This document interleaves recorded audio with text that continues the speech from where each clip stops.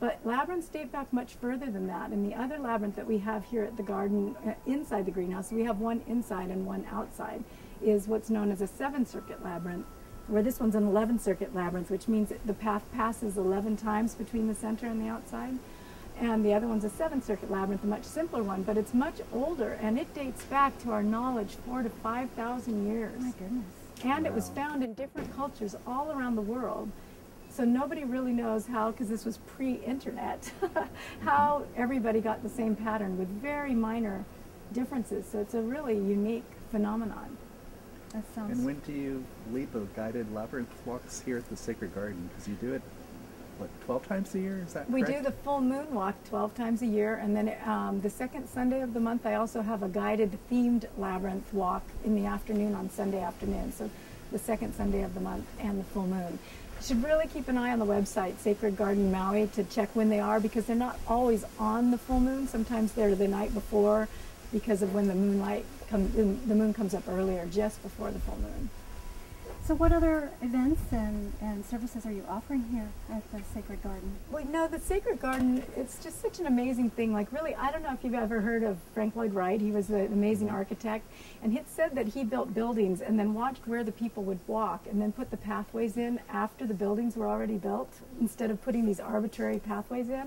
And I feel like that's really what's happened, really inadvertently here at the garden, is that we created this space really sort of by divine order. Do this, Eve. Your name is Eve. Get in the garden. And so I did. But I didn't really know why. I didn't know what I was doing exactly. I just started doing what I was guided to do. And now I'm watching, if you will, kind of the ways people are using it, where those pathways are, and creating the structure around it. So what I'm seeing is that people need a place to meet on Maui.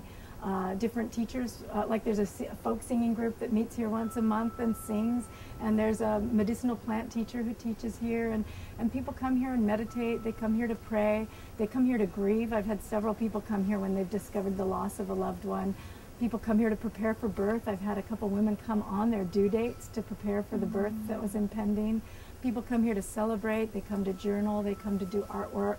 It's just really, it's very, in some ways, church-like or retreat-like, but non-denominational or multi-denominational, so everyone can receive benefit from. And you also sell the plants. The garden, and we sell the plants. And you have a beautiful gift shop, a lot of which have miniature labyrinths that people could put on their desks to meditate and walk to, and so many wonderful items there. That's right. And our primary focus is items for the garden, you know, things that can help you create sacred space in your own environment. So. And what are your hours, and what's the easiest way to find you? Well, we're here every single day from 10 to 5. We're open, and we also have and by special event. And the garden website is sacredgardenmaui.com. So and they could just people click on somewhere there and get the map and find absolutely. There's directions there. And events and all of those things are on the website. Well, thank you so much for letting us be here with you today. Thank you. And in a moment, we'll be back with Reverend Robin Youngblood, interviewing her about this event in October on Maui. So stay tuned.